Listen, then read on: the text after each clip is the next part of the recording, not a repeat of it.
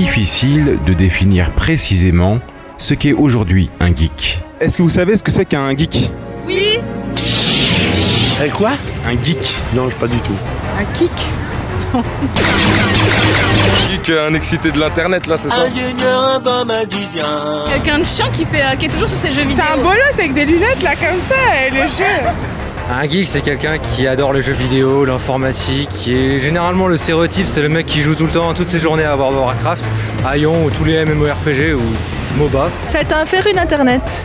Il y a les nerds, il y a les otaku, il y a tout quoi. J'arrête pas de jouer à Angry Birds sur mon iPhone 4S. Je suis trop un geek quoi. Qui est accro aux jeux vidéo et tout. Ouais, il est accro à l'ordinateur et tout. À son smartphone et tout. Je dirais que c'est quelqu'un qui s'y connaît bien en technologie, qui aime beaucoup passer du temps dessus. C'est quelqu'un qui passe sa journée sur l'ordinateur. Et qui ne sort jamais. Moi c'est quelqu'un qui est amoureux de la technologie, non des jeux vidéo. Geek, un terme à la mode, parfois chic, un terme entouré de clichés et souvent employé de manière péjorative. En 2010, le terme geek rentre dans le petit Larousse. Personne passionnée par les technologies de l'information et de la communication, en partie par Internet. Si l'informatique et ses usages comme le jeu vidéo ont constitué un socle pour la culture geek, cette définition en exclut tout un pan, celui de l'imaginaire. Les fans de comics, d'univers SF, les rôlistes ou encore les passionnés d'une certaine culture japonaise.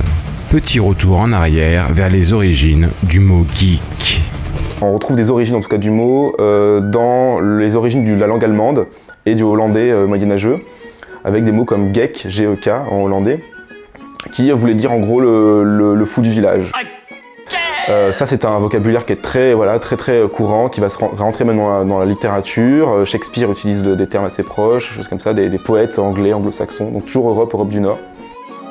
Deuxième étape du mot geek, c'est 18e, 17e siècle, où autour des cabinets de curiosité va se créer une mode pour la monstruosité. Le geek, le Geken, toujours en allemand et en austro-hongrois, ça devient le monstre de foire, un monstre de foire parmi d'autres, donc qu'on transporte dans les caravanes et qu'on monte de ville en ville.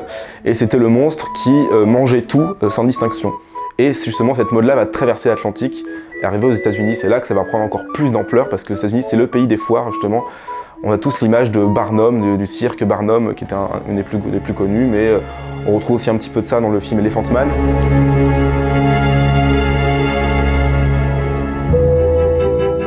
Il y a l'aspect de manger tout, donc c'est quelqu'un qui va dévorer ce qu'il aime et aller au plus loin de ce qu'il aime. Donc ça, c'est une métaphore finalement de la nourriture, mais qui devient une métaphore culturelle qu'on retrouve, et donc puis c'est aussi une insulte argotique, donc après les insultes se transforment au fil des temps, donc c'est une manière péjorative de parler de certaines personnes, souvent assez jeunes, et c'est comme ça que ça va rentrer dans le vocabulaire des étudiants, surtout dans les universités américaines.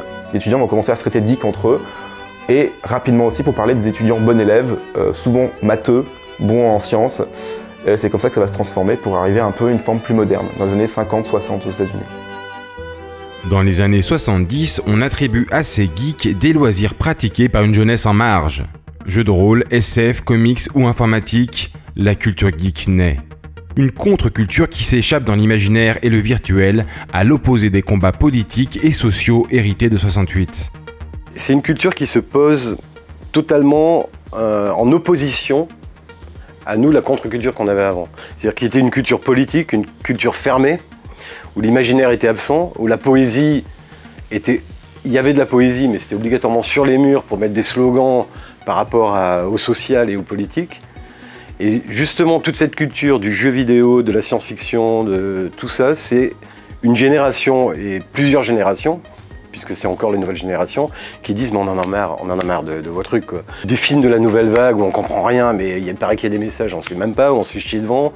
Les babes, moi quand j'allais acheter mes bouquins, que j'étais petit, j'achetais Herman, je sais pas si tu connais, Jérémia ou Bernard Prince, ils m'insultaient, ils me disaient « mais c'est pas politiquement parlant bien, c'est pas un truc de gauche ». Moi le truc ça me fait rêver, c'est une histoire qui me fait rêver. Stop avec vos conneries, quoi. Il y a un moment, faut arrêter, mais on était petits, on n'avait rien le droit de dire, hein, tu vois. Tous ces loisirs-là ont eu à affronter la culture légitime, la haute culture, qui leur a dit que c'était pas très intéressant ce qu'ils faisaient, que c'était de l'évasion, que c'était fuir la réalité. Et donc déjà ça rapproche, forcément un ennemi commun en quelque sorte, ça rapproche. Et en France particulièrement, où on a une culture qui est très prenante, très pesante, qui est très historique, c'était pour les gens qui aimaient la science-fiction, les gens qui aimaient le jeu vidéo, les gens qui aimaient le jeu de rôle, il y avait un destin commun, c'était de lutter contre ça. La création des comics ou de la série Star Trek précède largement la naissance de la culture geek. Mais les années 70 voient naître des innovations purement geek. En 1972, Atari sort Pong, le premier jeu vidéo commercialisé en bande d'arcade. Une véritable révolution pour l'époque et un succès planétaire. En 1974, les rôlistes découvrent, dans le jeu de plateau Donjons et Dragons, leur jeu de rôle référence. En France, c'est dans la BD et la science-fiction que la culture geek va s'exprimer. En 1975, Jean-Pierre Dionnet, un ancien du magazine vieillissant Pilote, crée avec ses amis Farkas, Philippe Drouillet et Jean Giraud le magazine Métal Hurlant. Un ovni pour adultes dédié à la BD, à la SF, à la musique et au final, dédié à toute une génération de l'imaginaire. Métal Hurlant est un vivier de talents dont l'influence résonne encore aujourd'hui. En 1977, alors que le film Star Wars connaît son succès planétaire, Métal Hurlant est lancé aux US sous le nom Heavy Metal. Un carton au pays de l'oncle Sam. Certains n'hésitent d'ailleurs pas à trouver dans Star Wars des références à l'univers Métal Hurlant. La culture geek a pris son envol, mais elle reste en France encore difficile d'accès. Aujourd'hui avec le net, on ne peut pas se rendre compte de l'isolement culturel de la France. Tout ce qui était musique, cinéma, etc. Bon, ceux qui étaient à Paris avaient un petit peu d'informations, avaient un petit peu de librairies spécialisées. Mais bon, les gens comme moi qui étaient en province, en plus moi à Nice, je ne sais pas si vous imaginez, à 1000 km de Paris, il n'y avait rien, quoi. Donc c'était plutôt la recherche par le fanzine. À l'époque, Internet c'était un peu des fanzines. Il y avait des fanzines un peu d'ordinateur au début, des fanzines de BD, des fanzines de science-fiction. Et donc on s'échangeait ça entre bouts de la France, quoi. C'est-à-dire que l'info, il nous fallait une semaine par courrier à l'avoir. Et dans les fanzines, il y avait plein d'adresses avec des trucs à commander, etc. La France découvre la technologie, les robots et l'univers japonais. Goldorak est diffusé pour la première fois à la télévision en 1978. La violence du manga, diffusée dans une émission pour la jeunesse, fait polémiquer. Au pays de Candy. Tandis que Candy, la jeune orpheline, fait pleurer dans les chaumières. L'année suivante, c'est la série Senkokai qui est diffusée. La déferlante japonaise ne fait que commencer. Les années 80 signent également l'arrivée de la micro-informatique dans les foyers. Commodore 64, Amstrad CPC, puis les frères ennemis Atari et Amiga, c'est la démocratisation de l'informatique. Et le jeu vidéo n'a jamais eu autant besoin du monde de l'imaginaire. C'est la rencontre de deux piliers de la culture geek. Un jour, un copain m'appelle, ah, il y a des mecs là, ils me prennent comme boulot, il faut jouer aux jeux vidéo et parler des jeux vidéo. Et nous, on jouait tout le temps. On allait dans les salles d'arcade et tout, mais bon, on pensait même pas que des gens pouvaient être payés. Donc il m'a appelé, on y allait et on a commencé à travailler là-dedans. Et à l'époque, donc ça devait être fin des années 80, moi j'ai commencé en 86, 87. La moitié du magazine, c'était des codes à rentrer dans son ordinateur, c'était quand même une culture plutôt, oui, très informatique, quoi, même dans les journaux de jeux vidéo. Et nous, on est arrivés et nous, on a commencé à parler de musique, à parler de BD. Et on s'est rendu compte que tout ça pouvait aller ensemble, parce qu'au final, regarde aujourd'hui, Heavy Rain, c'est plus que du code, quoi.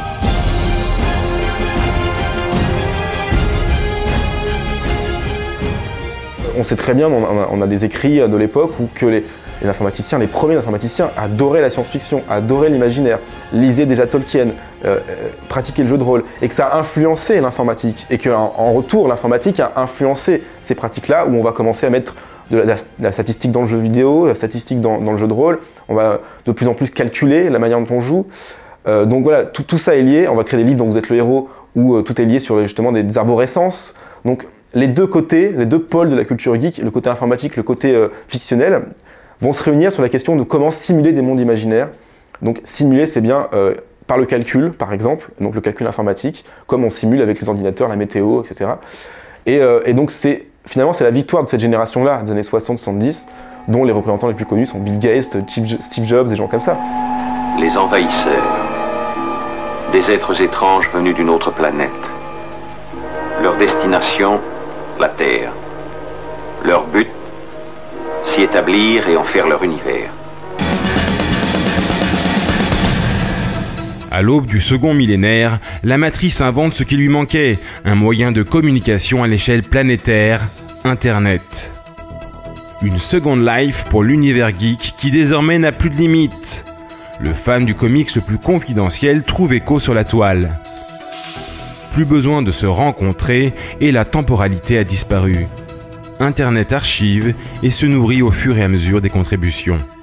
C'est l'émergence de nouvelles pratiques comme le jeu en ligne massivement multijoueur. C'est également l'avènement des communautés sur les forums et réseaux sociaux jusque dans nos smartphones aujourd'hui. Camille, passionnée de mode, a découvert presque par hasard l'univers geek sur le site communautaire Entre Geeks. Je me considère maintenant comme une mini geekette, on va dire. Donc c'est effectivement, on m'a dit aussi de m'inscrire par rapport au cosplay. Parce que j'ai fait des études de mode et notamment dans le costume historique. Du coup, je me suis dit, bah tiens, pourquoi pas? Et je suis allée voir les cosplays qui ont été réalisés, comment ça a été réalisé. Et par la suite, à une convention, j'ai passé 4 jours cosplayés en différents personnages ou même en personnages que j'ai créés moi-même. Un site qui lui permet d'échanger, de se valoriser et de découvrir d'autres pans de l'univers geek. Internet est bien au cœur de la démocratisation de la culture geek. Une culture qui devient populaire à une époque où la culture populaire est elle-même dominante. Internet, c'est aussi l'émergence d'une génération qui maîtrise cet outil, qui emmagasine beaucoup plus de références culturelles, qui participe, transforme, remixe, détourne, comme une pâte à modeler les œuvres.